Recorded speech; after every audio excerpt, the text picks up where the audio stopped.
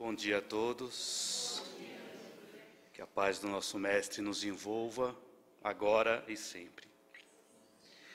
Inicialmente, eu gostaria de agradecer a Casa, a Fraternidade Espírita Irmã Maria pelo convite, agradecer também a presença de todos vocês e agradecer a todos os internautas que nos acompanham também pela internet.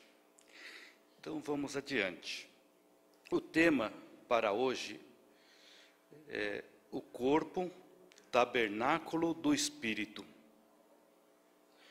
Eu representei aqui uma figura do homem vitruviano, que foi um desenho feito por Leonardo da Vinci, e esse desenho aqui ele pode ser pesquisado na internet. Se vocês pesquisarem como Homem Vitruviano, de Leonardo da Vinci, vocês vão encontrar na Wikipédia uma figura similar a essa, onde nós temos uma explicação da perfeição do corpo humano, onde explicam as proporções do nosso corpo humano, em que todo o nosso corpo humano ele é proporcional. É bem interessante fazer essa pesquisa, tá?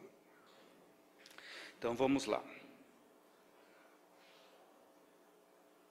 Vamos começar aqui falando do Velho Testamento. O Velho Testamento ele é composto por 46 livros. E quando nós falamos de Velho Testamento, não falamos apenas dos 5 livros de Moisés, que são Deuteronômio, Eclesiastes, Gênesis, Levítico e Números. O Velho Testamento não é composto apenas por esses 5 livros. Existem também os livros dos profetas e também os vários escritos. Então, os vários profetas como Isaías, Jeremias, Ezequiel, Josué, Juízes e assim por diante. E tem os escritos, os Salmos, Provérbios, Jó, Esther e assim por diante.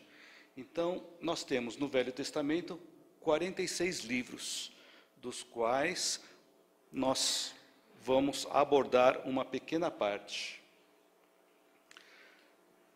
Nós vamos falar aqui um pouquinho sobre um dos temas do Velho Testamento. No Velho Testamento nós encontramos aqui que principalmente no livro Levítico e também no livro Êxodo, são mostradas as 3 principais festas dos judeus. E aí havia peregrinação. Então, assim como hoje, nos dias de hoje, as pessoas peregrinam durante as festas religiosas, naquela época também as pessoas peregrinavam até Jerusalém, pelo menos 3 vezes por ano, nessas 3 principais festas dos judeus. E uma das festas, que é a Páscoa, a outra Pentecostes e a outra Tabernáculos.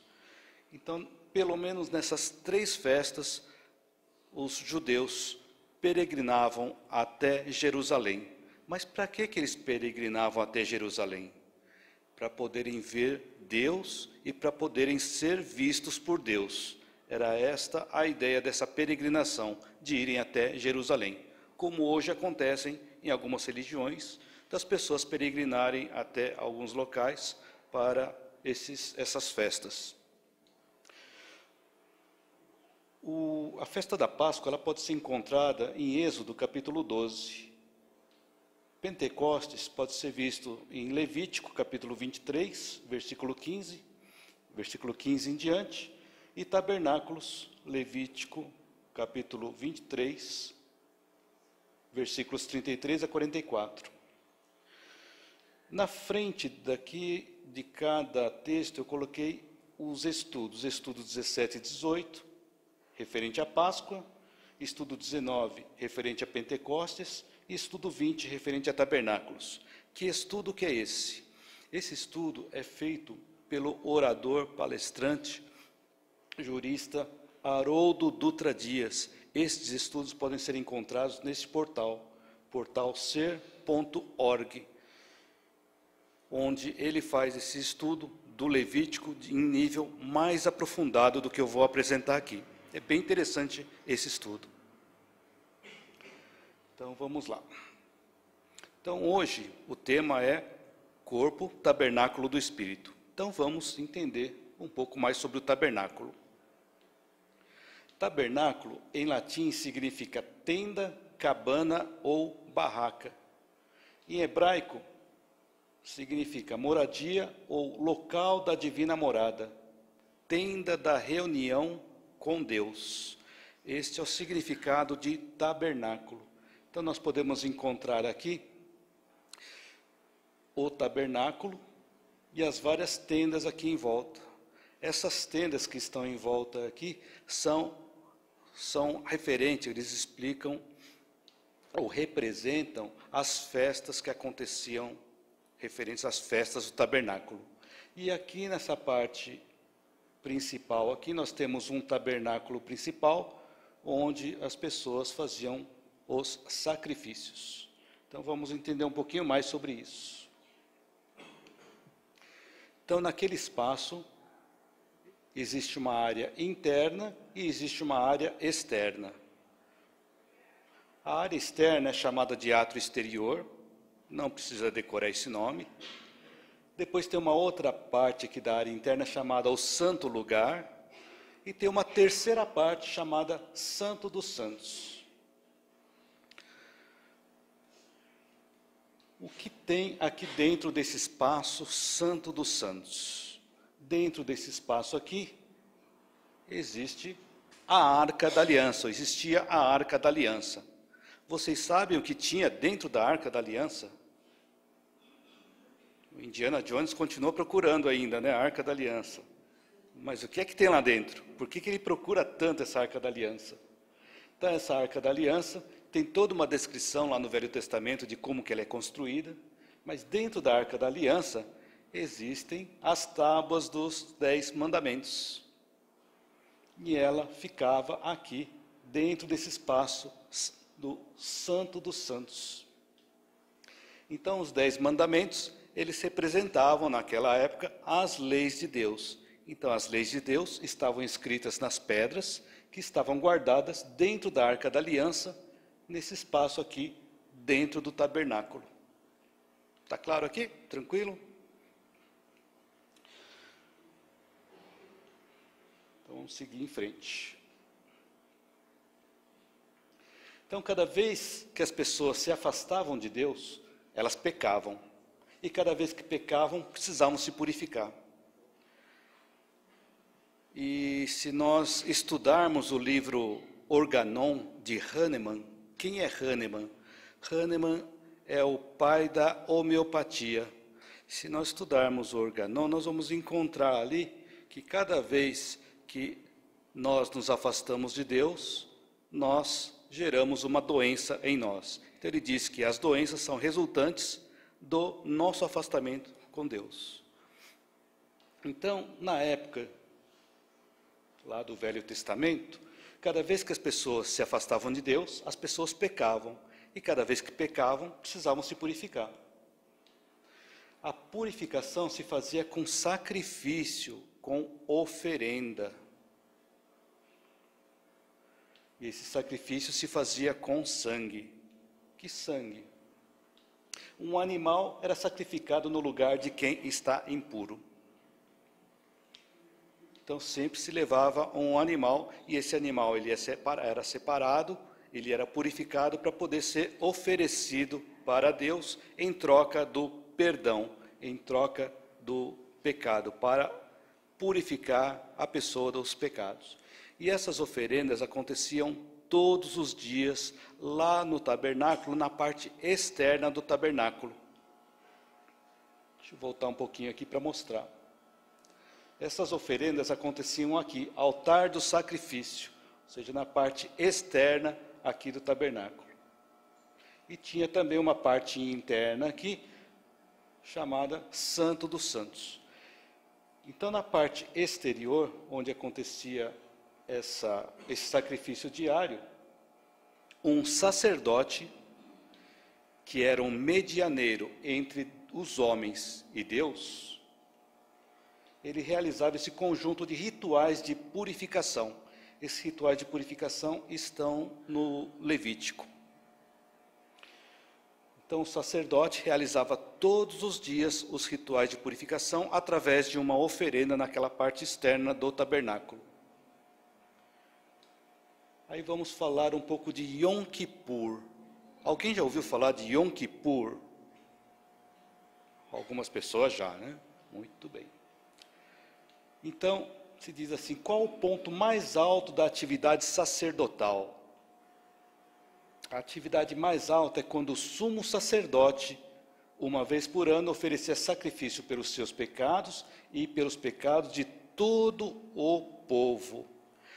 Então, agora há pouco eu falei que havia um sacerdote que ele realizava os sacrifícios na parte externa, no átrio exterior do tabernáculo. E uma vez por ano, o sumo sacerdote, que é o superior de todos os sacerdotes, realizava o sacrifício pelos pecados dele e também pelos pecados de todo o povo. E esse sacrifício era realizado lá dentro do santo lugar, onde ficava a Arca da Aliança. Nesse espaço onde ficava a Arca da Aliança. Então, Yom Kippur significa dia do perdão, ou dia da purificação, ou dia da reconciliação, ou dia da expiação, ou êxodo. E aqui eu encontrei essa figura na internet, Yom Kippur como sendo o dia do perdão. Tá até aqui, tranquilo? Só que aí nós vamos buscar agora na época de Jesus e vamos identificar por que Jesus tinha autoridade para perdoar os pecados.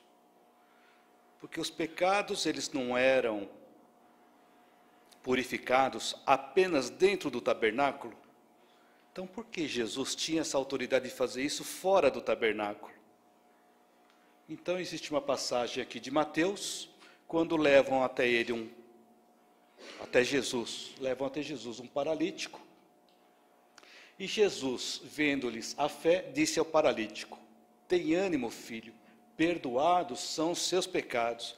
Como é que ele tinha, de onde que ele tinha essa autoridade de perdoar os pecados, se os pecados eram realizados, aliás, a purificação dos pecados eram realizados apenas através dos sacerdotes ou através dos sumos sacerdotes? Por isso que os escribas disseram: este homem blasfema, que autoridade que ele tinha? E Jesus respondeu: saibam que o Filho do Homem tem autoridade sobre a terra para perdoar os pecados. Então ele disse ao paralítico: levanta-te, toma o teu leito e vai para casa. E o paralítico, levantando-se, foi para sua casa. Bom, aqui Jesus disse que ele tinha autoridade para perdoar os pecados. Está bem claro aqui. Mas de onde que veio essa autoridade? Vamos buscar um pouquinho ali. Em Carta aos Hebreus. Esta carta aos Hebreus, escrita por Paulo de Tarso, ele traz uma mensagem bem interessante, comparando Jesus com Moisés. E referente a Moisés, lá na carta de Paulo aos Hebreus, capítulo 5, versículo 3, ele diz assim: tu, Messias, és sacerdote para sempre, segundo a ordem de Melquisedeque. Melquisedeque é o único sacerdote que não é da tribo de Levi. Porque todos os sacerdotes que realizavam os sacrifícios eram da tribo de Levi. Só que Melquisedeque não é da tribo de Levi, é uma outra tribo. Este trecho que Paulo escreveu aqui em Carta aos Hebreus estão disponíveis em Salmos e em Gênesis. Salmos capítulo 110 e Gênesis capítulo 14. Então, por isso que nós nos remetemos lá no Velho Testamento, logo no começo. E ele continua no capítulo 7. Melquisedeque, que é rei de Salém, ou rei da terra da paz, ele é sacerdote do Deus Altíssimo, a quem também Abraão separou o dízimo e Melquisedeque o abençoou. Então aqui nós vemos claramente que Abraão, ele separou um dízimo para Melquisedeque, ou seja, Melquisedeque era superior ainda a Abraão. E Melquisedeque era sacerdote do Deus Altíssimo. Então aqui vem a linhagem da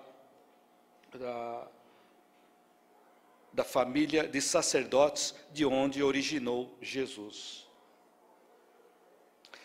E ele diz aqui em seguida, no capítulo 7, versículo 26, tal sumo sacerdote, ou seja, Jesus, ele é santo, inocente e imaculado, separado dos pecadores e feito mais sublime. Ele é ministro do santuário e do verdadeiro tabernáculo que o Senhor fundou, e não o homem. Então esse tabernáculo foi feito pelo Senhor, foi feito por Deus, e não foi feito pelo homem. Então está chamando Jesus de ministro do santuário. Ele é superior a todos os sacerdotes e todos os sumos sacerdotes que haviam naquela época. Está aqui a origem da autoridade de Jesus. Por isso Jesus tinha o poder e a autoridade de perdoar os pecados dos outros. Ele era ministro do santuário, ele era o verdadeiro tabernáculo. E essa linhagem aqui, a gente pode ver através da genealogia de Jesus. Aonde nós encontramos a genealogia de Jesus?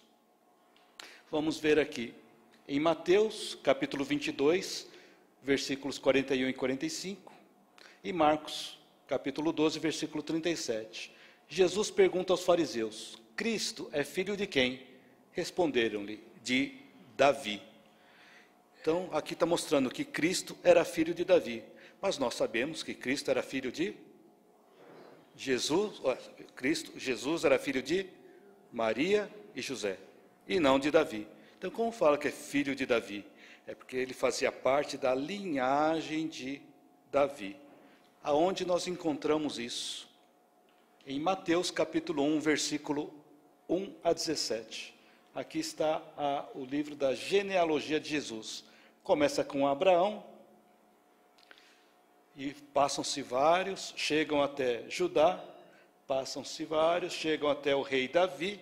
Daqui nós temos a conexão de Davi com Jesus.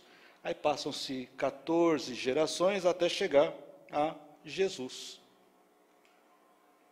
Então aqui está a linhagem de Jesus, que vem lá de Abraão, que ele era sacerdote também e pagava dízimo para um sacerdote maior ainda, que era Melquisedeque. Então aí nós temos a explicação da autoridade de Jesus, que ele era o verdadeiro tabernáculo, o ministro do tabernáculo. Então Jesus chegou e trouxe um novo pacto. Em carta aos Hebreus, nós vamos encontrar no capítulo 8, estabelecerei um novo pacto. O que significa novo pacto? Nova aliança. Como assim novo pacto, nova aliança? Quer dizer que aquele primeiro pacto não foi cumprido. Qual foi o primeiro pacto? O pacto com os 10 mandamentos. Aquele pacto inicial não foi cumprido, então veio Jesus para trazer um novo pacto, uma nova aliança. E ele diz aqui em carta aos Hebreus: porei as minhas leis no seu entendimento e as escreverei no seu coração. O interessante é que todas as escrituras que nós encontramos, os evangelhos, em vários pontos dele, ele se remete a textos do Velho Testamento. Este texto que Paulo escreveu em carta aos Hebreus, nós podemos encontrar em Jeremias, capítulo 31, versículos 31 a 33. E Jeremias viveu 700 anos antes de Cristo. Ezequiel, também lá do Velho Testamento, ele disse assim: tirarei da vossa carne o coração de pedra e vos darei um coração de carne. O que significa isso? Esse coração de pedra que Ezequiel disse são aqueles 10 mandamentos que foram escritos nas pedras. Então ele vai tirar do coração de pedra e vai dar um coração de carne. Representado aqui o coração de pedra e o coração de carne. E aqui nós temos no Evangelho segundo o Espiritismo, capítulo 1, onde Jesus diz: não vim destruir a lei. Nós encontramos esta passagem em Mateus capítulo 5. Não penseis que eu tenha vindo destruir a lei ou os profetas. Não os vim destruir, mas sim cumpri-los. Então Jesus veio cumprir todos os mandamentos e todos os profetas que foram passados no Velho Testamento.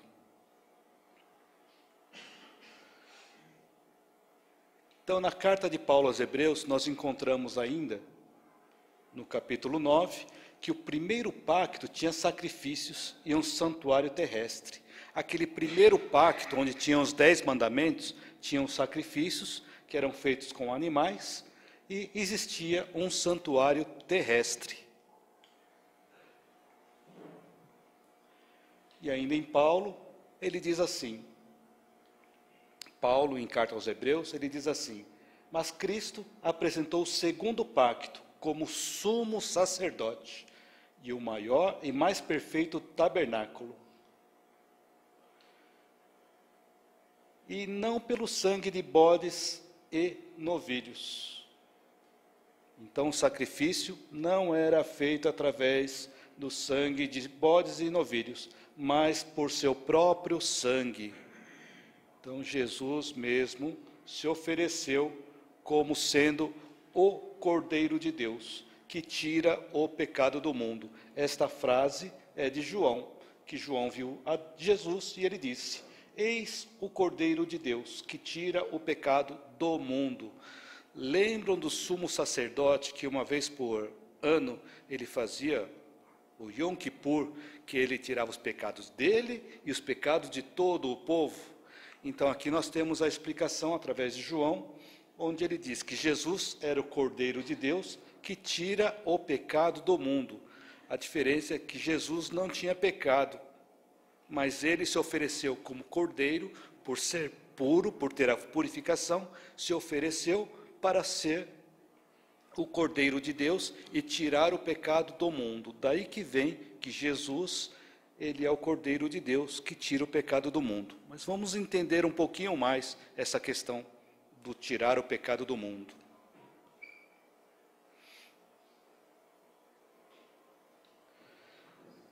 No livro O Consolador, questão 311, por Emmanuel, nós vamos encontrar esta frase aqui: para Deus, o mundo não deveria mais persistir no velho costume de sacrificar nos altares materiais. Em seu nome, razão que enviou aos homens a palavra do Cristo, a fim de que a humanidade aprendesse a sacrificar no coração. Emmanuel diz que, para Deus, nós não deveríamos mais sacrificar em altares humanos, altares materiais, e sim sacrificar no altar do coração. Seguindo, nós temos aqui no livro A Caminho da Luz, também por Emmanuel, no capítulo 7, ele fala do judaísmo e do cristianismo. O próprio Emmanuel diz assim, que Moisés, com a palavra rude da sua palavra primitiva, ele nos trouxe a primeira revelação. Nós estávamos ainda na nossa infância espiritual. Jesus ensina a humanidade a desferir o seu voo divino para as luzes do céu. Nos traz a segunda revelação, que é a maioridade espiritual, ou seja, quando nós estamos na maioridade espiritual.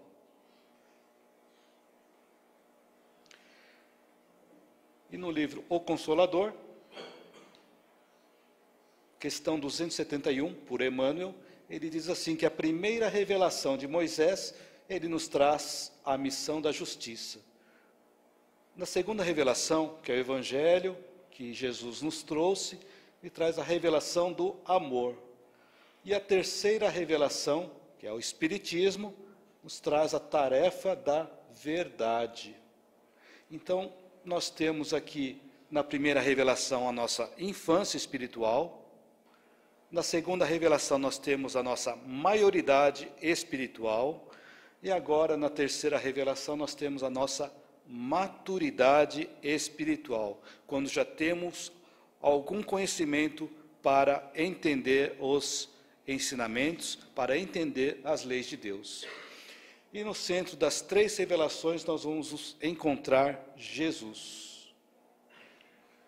Então aqui, no Consolador, Emmanuel afirma que o Espiritismo é a 3ª revelação da lei de Deus. Prosseguindo. Onde está escrita a lei de Deus? Acho que muitos já viram essa pergunta, né? Na questão 621 do Livro dos Espíritos. Onde está escrita a lei de Deus? Onde?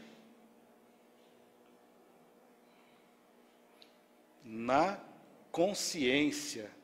Olha que interessante, lá no Velho Testamento, na época dos tabernáculos, aonde estava escrita a lei de Deus?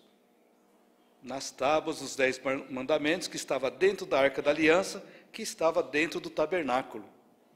Na época de Jesus, aonde é que estava escrita a lei de Deus?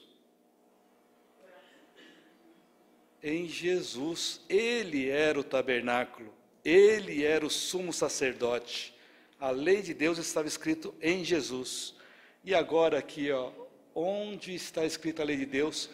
Que é a pergunta que Allan Kardec faz aos espíritos. Os espíritos respondem: na consciência de cada um de nós.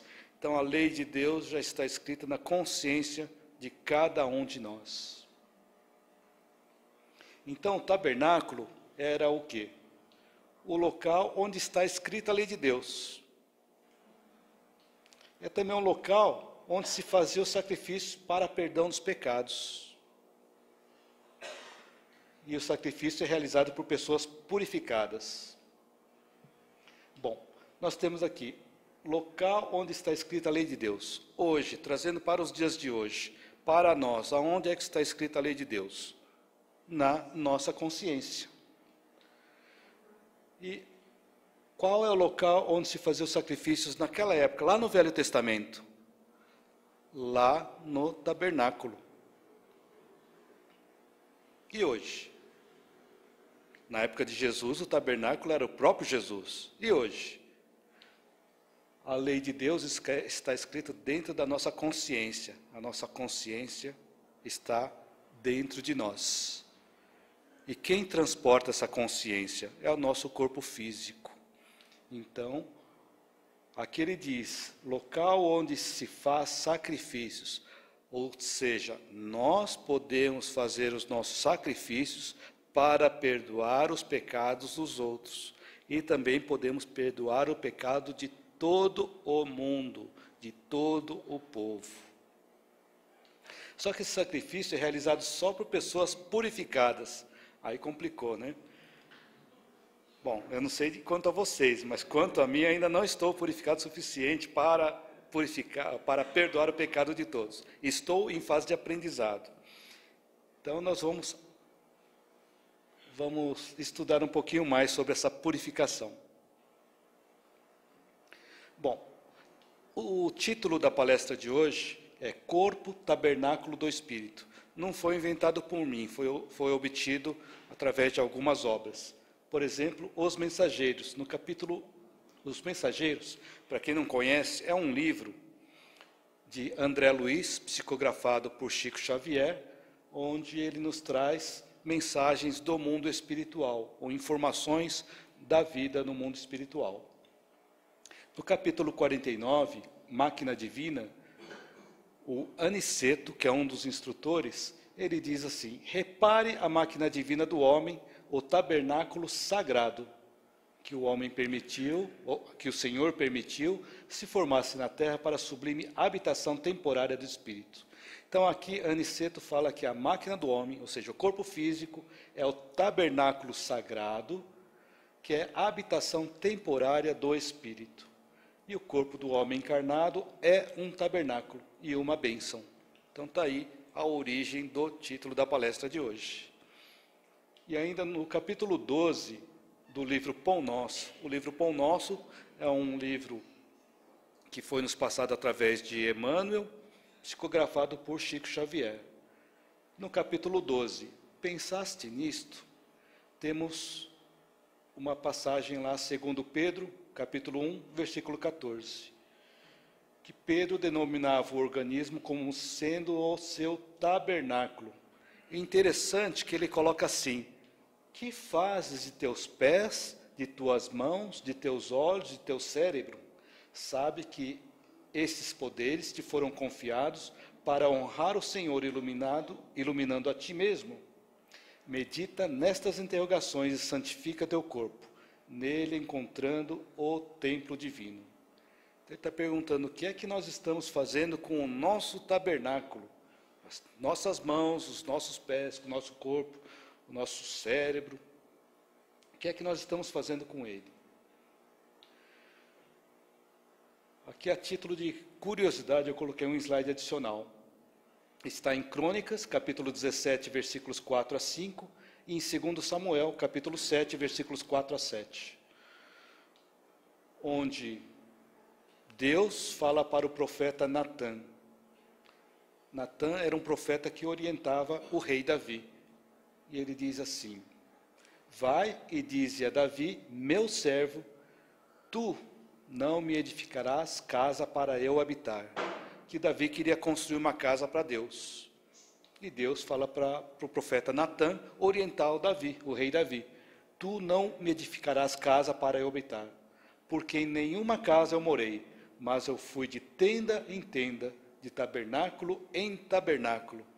Então aqui diz que Deus não está morando especificamente, Deus não está especificamente dentro de um templo, dentro de um tabernáculo material, e sim, ele vai de tenda em tenda, de tabernáculo em tabernáculo, que somos cada um de nós.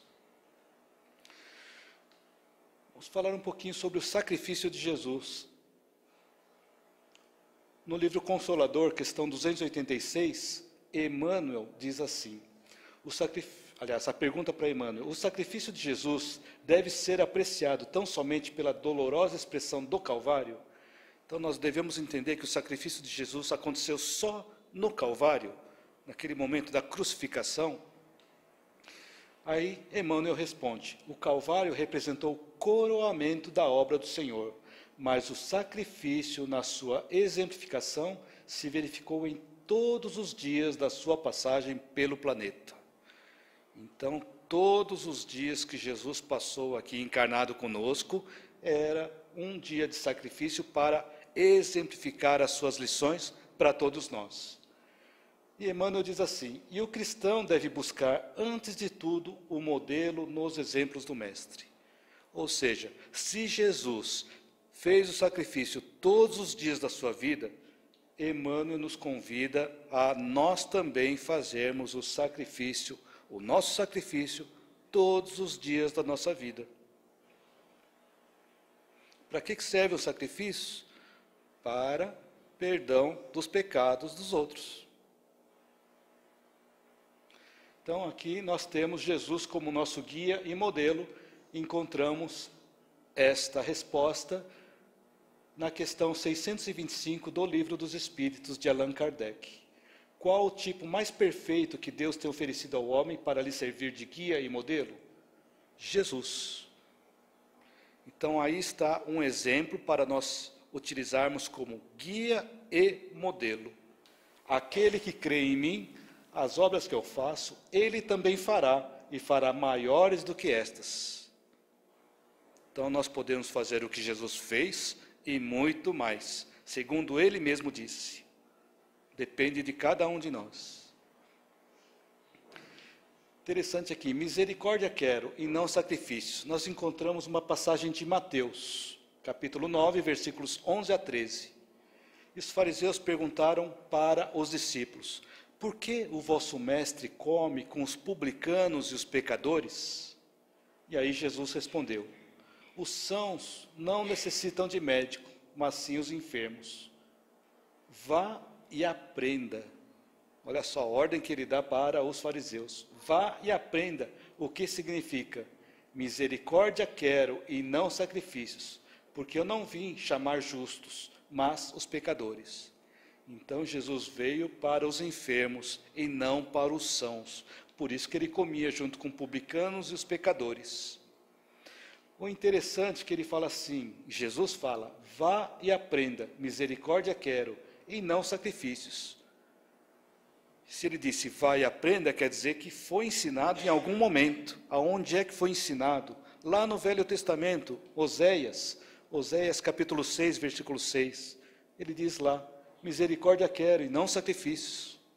Em Jeremias, capítulo 7, versículo 22, ele fala assim, que nunca ordenou coisa alguma acerca de holocaustos ou sacrifícios. Em Samuel, em 1 Samuel, capítulo 15, versículos 22 e 23, encontramos a frase, eis que é melhor obedecer do que sacrificar. Então, em vários lugares do Velho Testamento, encontramos que eles preferiam a misericórdia, ou eles queriam a misericórdia, e não os sacrifícios. Então, é isso que Jesus veio também nos ensinar. Misericórdia e não sacrifícios, não aqueles sacrifícios materiais, não aqueles sacrifícios de animais. Mas aí nós vamos até o livro O Evangelho segundo o Espiritismo, de Allan Kardec, e encontramos o sacrifício mais agradável a Deus. Capítulo 10 do Evangelho segundo o Espiritismo.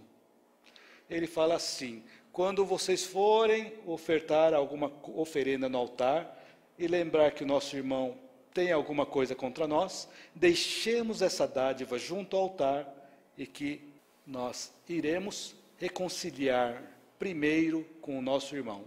E só depois que nós nos reconciliarmos com o nosso irmão, nós vamos voltar a oferecer aquela oferenda no altar. Então, o que ele está dizendo aí? Está dizendo que a reconciliação do irmão é mais importante do que o altar. Que a caridade está acima do culto, acima da oferenda. Olha que interessante. No capítulo 10 eu coloquei escrito aqui embaixo. Bem-aventurados que são misericordiosos. Não é isso que Jesus pediu para nós?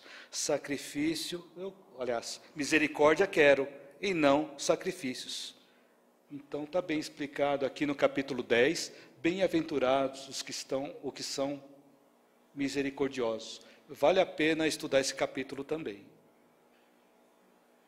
Então aqui nós vemos o sacrifício mais agradável para Deus. É a reconciliação, que está ligada ao perdão. E o perdão está ligado ao Yom Kippur, lá do Velho Testamento. Então, por isso a importância de entender o Velho Testamento, para nós entendermos o Novo Testamento e também os ensinamentos do Espiritismo. Agora, falando de purificação, falei que, num dos slides, eu falei que para perdoar os pecados é necessário que nós estejamos purificados. Então, vamos buscar aqui a purificação íntima. Nós não vamos estar purificados ao nível de Jesus para perdoar os pecados, mas nós podemos fazer a nossa purificação diária e, através dessa nossa purificação diária, ir perdoando gradativamente os pecados dos outros. No livro Caminho, Verdade e Vida, também por Emmanuel, capítulo 18, ele traz o item purificação íntima. Lá ele diz assim, alimpai as mãos, pecadores, e vós de duplo ânimo purificai os corações. É um texto de Tiago, capítulo 4, versículo 8. O que ele quis dizer com esse texto aqui, com esta frase? No livro, ele traz toda essa dissertação, que eu vou resumir aqui. Alimpai as vossas mãos significa lavar as nossas mãos. E lavar as nossas mãos vem a ser uma atividade externa. E para aqueles de nós que temos duplo ânimo, além de limpar as mãos, além de lavar as mãos, purifiquemos também os nossos corações. Só para aqueles que têm duplo ânimo. Então ele nos convida para que todos nós tenhamos esse duplo ânimo, não de apenas lavar as mãos, mas também de purificar os nossos corações. E no Livro dos Espíritos, de Allan Kardec, questão 117, tem uma pergunta interessante. Depende dos espíritos apressar seu progresso para a perfeição? Certamente que depende de cada um de nós apressarmos o nosso progresso. Só que chegam mais ou menos rapidamente, conforme seu desejo e submissão à vontade de Deus. Então depende de nós se nós vamos nos submeter à vontade de Deus ou não, para chegarmos mais rápido a esse progresso, a essa perfeição. Uma criança dócil não se instrui mais rapidamente do que uma criança rebelde? Está bem firme essa pergunta. Se uma criança dócil consegue se instruir, consegue aprender mais rapidamente do que uma pessoa rebelde, o mesmo vale para cada um de nós também. Quando nós encontramos uma dificuldade e nós nos tornamos rebeldes e não buscamos naquela dificuldade qual o aprendizado ou qual o ensinamento que está embutido naquela situação, nós estamos nos rebelando, nós estamos indo contra a vontade de Deus. Então, cada vez que nós encontramos uma dificuldade, é interessante nós buscarmos naquela dificuldade. Por que estamos passando por isso? Qual o ensinamento que essa situação tem para me ensinar? A partir do momento em que nós aprendemos essa lição, vem uma outra lição. Esse processo de depuração, o processo de nossa purificação, nós podemos encontrar também no Livro dos Espíritos, capítulo 4, na questão 196. Se os espíritos apenas podem melhorar-se suportando as dificuldades da existência corporal, segue-se que a vida material seria uma espécie de cadinho ou depurador por onde devem passar para alcançar a perfeição? Interessante que aqui a pergunta feita por Allan Kardec aos espíritos, ele coloca que a vida material, ou seja, a nossa encarnação, é uma espécie de cadinho ou depurador para que nós possamos alcançar a perfeição. O que é um cadinho? Um cadinho é um elemento que é utilizado muito em fundição, onde se aquece o metal a altíssimas temperaturas e depois aquele metal derretido a altíssimas temperaturas, ele elimina algumas impurezas que ficam ali na superfície e são eliminadas, são subtraídas essas impurezas dentro do cadinho. Então, olha só a profundeza da pergunta de Allan Kardec, que a vida material seria uma espécie de cadinho. Então, a nossa encarnação seria uma espécie de cadinho para eliminar essas impurezas. Então, muito sábia a pergunta de Allan Kardec. E a resposta dos espíritos? Sim, eles se melhoram nessas provações, evitando o mal e praticando o bem. Então, cada vez que nós evitamos o mal e praticamos o bem, nós estamos nos purificando neste processo de progresso moral e espiritual. Mas é só depois de várias encarnações ou depurações sucessivas que atingem o objetivo e de acordo com os seus esforços. Então, aqui está bem claro que esse progresso depende de cada um de nós. Olha só o que tem de interessante no livro Brasil, Coração do Mundo, Pátria do Evangelho. No capítulo Os Negros no Brasil. O livro Coração do Mundo, Brasil, Coração do Mundo, Pátria do Evangelho, foi nos passado através de Humberto de Campos, psicografada por Francisco Cândido Xavier. E nós encontramos aqui uma mensagem, uma conversa de Jesus para Ismael. Quem é Ismael? Segundo o livro Brasil, Coração do Mundo, Ismael é o anjo preposto por Jesus para coordenar na evolução moral e espiritual do Brasil. Então Jesus fala para Ismael: considera que a dor é a eterna lapidária de todos os espíritos. Então significa que nós precisamos passar por vários momentos de dor para nos lapidarmos. Abriga aí, no país do Evangelho, que é o Brasil, todos os infortunados e todos os infelizes. Aqui Jesus está chamando todos nós aqui de infortunados e infelizes. agasalha-os, alimentando-os com o pão substancioso dos sofrimentos, depuradores e das palavras que lavam todas as manchas da alma. Então Jesus está explicando para Ismael nos agasalhar, nos alimentar com o pão dos sofrimentos, para nos alimentar com sofrimentos, para que nós possamos nos depurar, nos purificar. Mas ficou esquisito, né? Chamar a gente de infortunados e infelizes. Mas ele explica um pouco mais aqui. Leva essas coletividades espirituais sinceramente arrependidas. Significa que nós, brasileiros, somos infortunados e infelizes, mas somos almas sinceramente arrependidas, para que nós possamos realmente receber os ensinamentos. Haroldo Dutra Dias, aquele palestrante que eu comentei agora há pouco, ele disse assim: quem sofre se humaniza, desenvolve o senso de justiça, sente falta de Deus. Porque aquele que não sofre, ele não vai perceber em momento algum que ele está sendo injustiçado. Quem vai encontrar a injustiça se não passar por esse momento de sofrimento? Então, por isso que ele diz, quem sofre se humaniza, desenvolve o senso de justiça e sente falta de Deus. Este mapa é bem interessante, onde eu quero trazer aqui o ensinamento da Kabbalah. Kabbalah significa recebimento. Então aqui nós temos um mapa da região aqui de Israel, Jordânia, Síria, e temos aqui o Rio Jordão, muito famoso, que está descrito em muitas passagens dos evangelhos.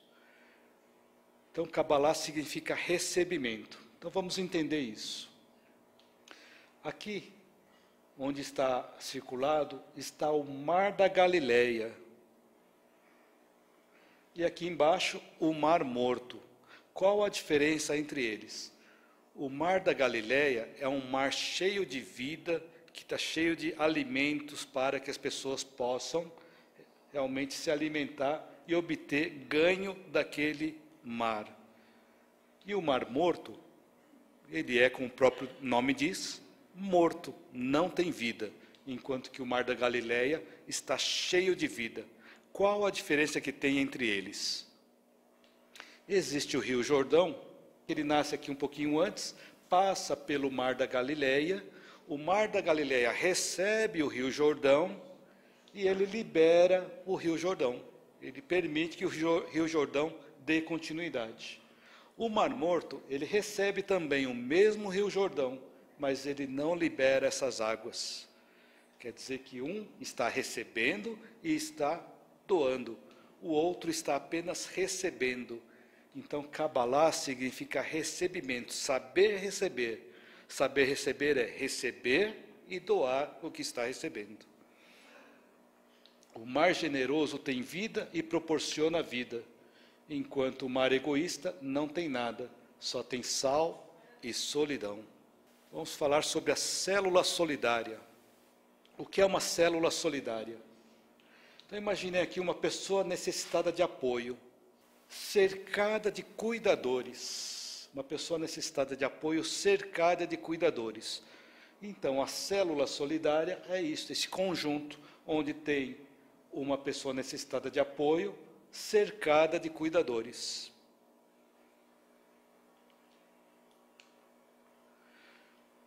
Segundo o Dr. Sérgio Felipe de Oliveira, neurocientista brasileiro, ele diz assim: quando nós participamos desta célula social, que é a célula solidária, ocorre o verdadeiro desenvolvimento da pessoa humana. O que eu quero dizer com isso? O que aquele slide da Kabbalah tem a ver com a célula solidária? Que a célula solidária é quando nós estamos participando de um grupo que está ajudando outras pessoas.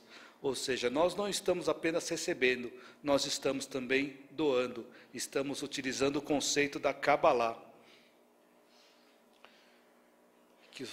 Que da mesma forma como todos nós recebemos as mesmas energias de Deus, nós podemos utilizar estas energias para doar para os outros. Quando nós recebemos as energias e não doamos para os outros, as energias ficam acumuladas. E essas energias acumuladas começam a se transformar em doenças. Então, muitas pessoas que recebem apenas e não ajudam os outros, elas tendem a ficar mais doentes do que as outras. Assim como aquele mar morto, que acumula energias e não libera. Então, às vezes, nós encontramos em casas espíritas muitas pessoas que fazem anos de tratamento e não melhoram. Por quê? Será que não está faltando esta outra parte? Que a pessoa já está cheia de energia boa, mas não está liberando para fluir aquela energia? Porque se a energia recebida for doada para ajudar outras pessoas, não vai sobrar energia para a doença.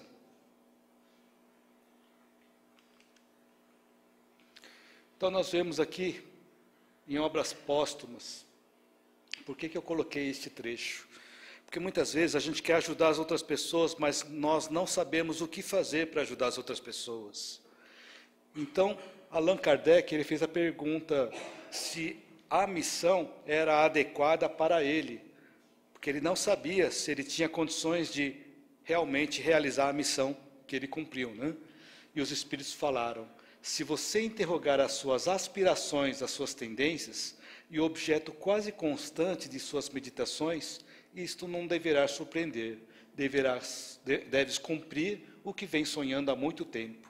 Então, às vezes, quando nós não sabemos o que fazer para ajudar as outras pessoas, nós podemos seguir essa orientação que os espíritos deram para Allan Kardec, interrogar as nossas aspirações e as nossas tendências.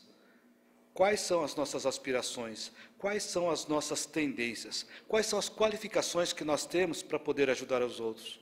O que é que nós gostamos de fazer?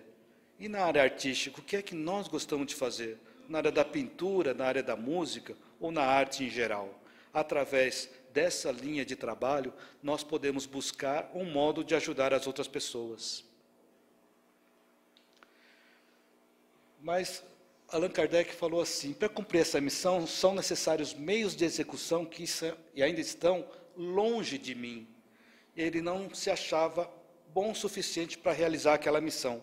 Assim como nós também, muitas vezes, achamos que nós não temos condições de ajudar as pessoas. Achamos-nos muito pequenos. Mas aí vem a resposta: deixa a providência fazer a sua obra.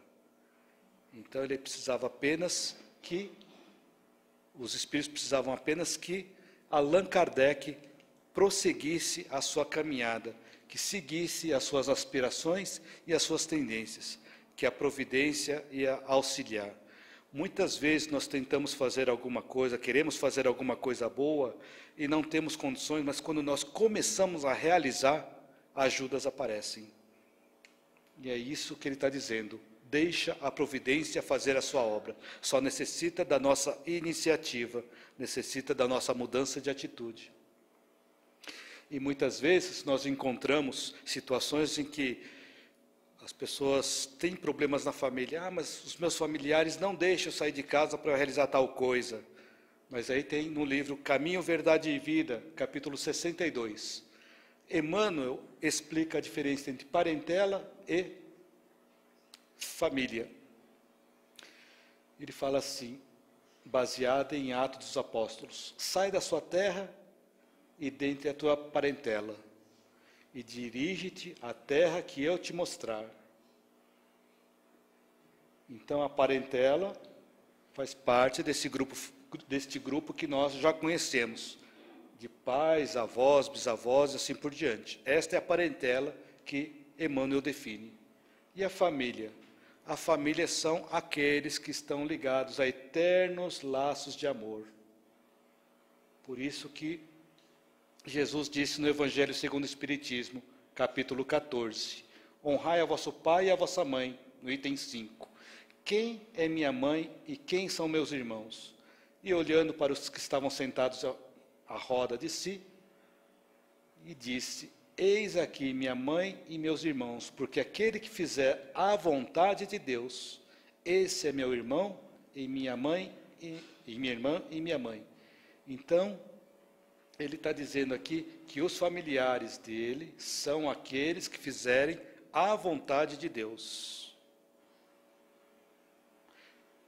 Então, quando nós temos um problema em casa, e às vezes temos dificuldades com os nossos familiares para realizar essas atividades, para ajudar alguém, é importante que nós nos desconectemos um pouco da família para ajudar os outros. Por quê?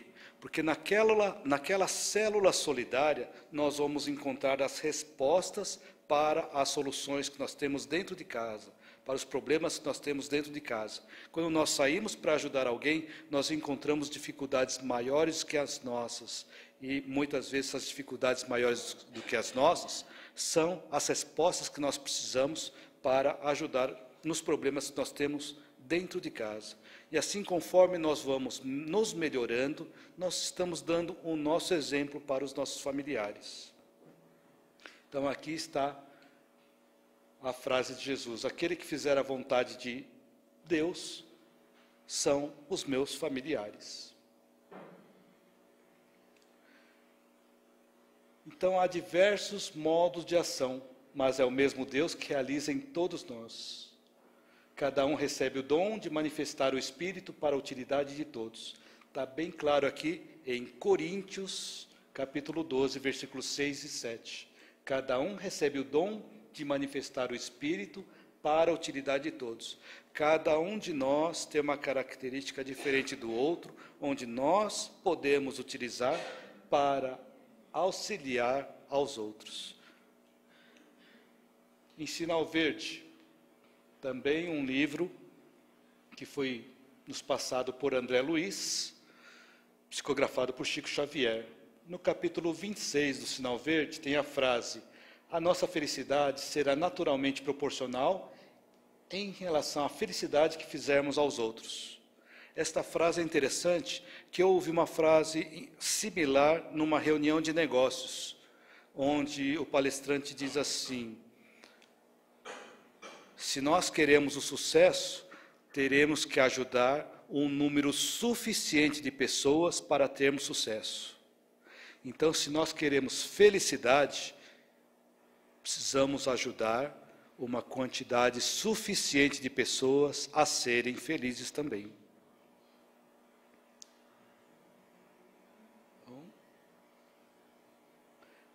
Em carta aos Hebreus, ele diz assim: levantem as mãos cansadas e os joelhos vacilantes, mas não esqueçam de fazer o bem e de repartir com os outros, porque com tais sacrifícios Deus se agrada. Então aqui está o que Deus está pedindo para que nós façamos. Qual a nossa participação nos sacrifícios? Que é fazer o bem. E tem um site da Associação Desportiva para Deficientes, onde eles colocam em vários eventos dele este cartaz: sim, você pode. Interessante. Através da atitude de deficientes físicos, eles podem modificar as vidas. Se eles podem, nós também podemos. Então, para finalizar aqui, a frase, aliás, eu obtive do livro Pão Nosso, capítulo 41, que é uma mensagem que foi nos passada através de Emmanuel. Para quem não conhece Emmanuel, mentor, que foi mentor de Chico Xavier, nos traz essa mensagem bem interessante no futuro. Quando o homem gravar da própria alma os parágrafos luminosos da divina lei, ou seja, quando nós gravarmos na nossa alma a divina lei de Deus, o companheiro não repreenderá o companheiro, o irmão não denunciará outro irmão. Então, tudo isso no futuro. O cárcere cerrará suas portas, os tribunais quedarão em silêncio. Tem uma notícia de dezembro de 2013, em que a Suécia divulgou que ela fechou 4 penitenciárias por falta de presos. Já começou, né? O cárcere cerrará suas portas. Os tribunais quedarão em silêncio.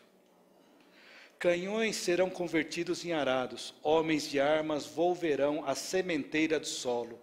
Então as pessoas e também as ferramentas que as pessoas utilizavam para a guerra, ou seja, para a destruição, vão ser transformadas em construção.